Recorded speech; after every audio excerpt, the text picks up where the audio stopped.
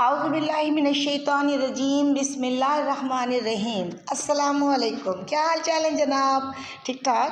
اللہ پاک آپ کو ہمیشہ ہنستا اور مسکراتا ہوا رکھے، جہاں رہیں خوش رہیں۔ ہم ہیں اپنے پروگرام، جی ہاں اب تو آپ جان ہی چکے ہوں گے، جی ہاں اس پروگرام کا نام ہے دل کی بات صفا کے ساتھ۔ کبھی آپ نے جاننے کی کوشش کی ہے کہ آپ کون ہیں؟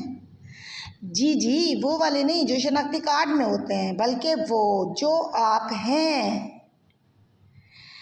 آپ کی اصل شخصیت کیا ہے؟ کبھی آپ نے اس کو پہچاننے کی کوشش کی ہے؟ نہیں؟ تو چلیے آج کر لیتے ہیں۔ کیا کریں؟ اگر ہم اپنے آپ کو جاننا چاہیں تو ہم کون سے ایسے سٹیپ اٹھائیں؟ میں بتاتی ہوں، دیکھیں۔ خاموشی میں خود سے بات کرنا سیکھ جائیں۔ اگر آپ ایسے کرتے ہیں تو یہ ایک آغاز ہے، لیکن خاموشی میں اگر آپ خدا سے بات کرنا سیکھ جائیں، خود سے خدا تک کا یہ جو سفر ہے یہ انجام نہیں، یہ وصال کی ابتدا ہے۔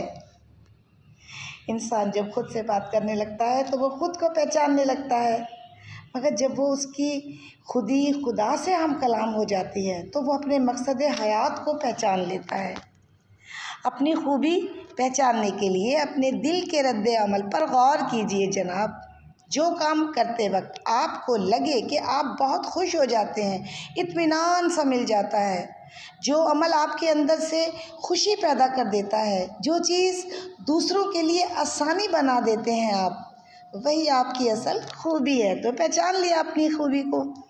خود شناسی یہ ہو گیا، آپ جان گئے کہ آپ کی شخصیت میں کیا چیزیں ہیں جو آپ خود شناسی کے سبب محسوس کرنے لگے ہیں۔ تو اگلا قدم اس حقیقت کو سنوارنا ہے۔ اچھا ایک بات اور، اگر آپ خود شناسی کرتے ہیں تو خود شناسی کے دوران آپ کو صرف اچھی باتیں تو نہیں، بہت ساری ایسی باتیں بھی پتہ چلتی ہیں جو آپ کے شخصیت میں آپ کو بتاتی ہیں کہ یہ میری شخصیت میں موجود جو چیزیں ہیں وہ اچھی نہیں ہیں۔ تو پھر وہاں سے اگلا قدم شروع ہوتا ہے کہ اس کو سنوارا کیسے جائے۔ یہی ہے خود سازی۔ جی ہاں، خود شناسی سے خود سازی کا سفر۔ خود شناسی آپ کو بتاتی ہے کہ آپ کے اندر کیا ہے، اور خود سازی سکھاتی ہے کہ اس کو آپ اچھائیوں کو اور برائیوں کو کیسے سنوار سکتے ہیں۔ وہ ایک حساس دل رکھنے والا نوجوان تھا۔ جی ہاں، یہ کہانی ہے حساس دل رکھنے والے نوجوان کی۔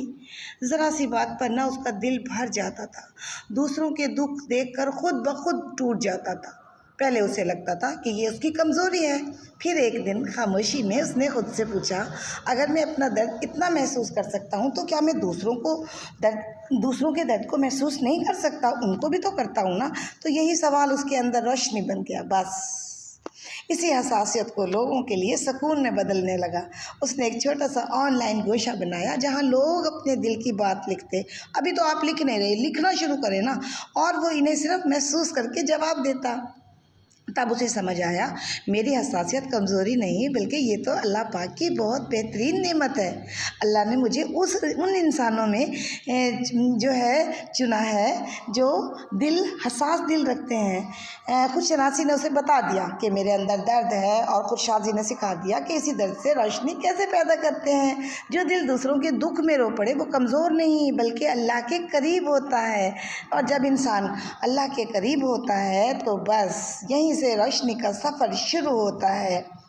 اپنے من میں ڈوب کر پا جا سراغ زندگی، اپنے من میں ڈوب کر پا جا سراغ زندگی، تو اگر میرا نہیں بنتا نہ بن، اپنا تو بن۔ یا علامہ اقبال کا ایک اور شعر مجھے یاد آ رہا ہے، خودی کو کر بلند اتنا کہ ہر تقدیر سے پہلے خدا بندے سے خود پوچھے، بتا تیری رضا کیا ہے۔ اپنا بات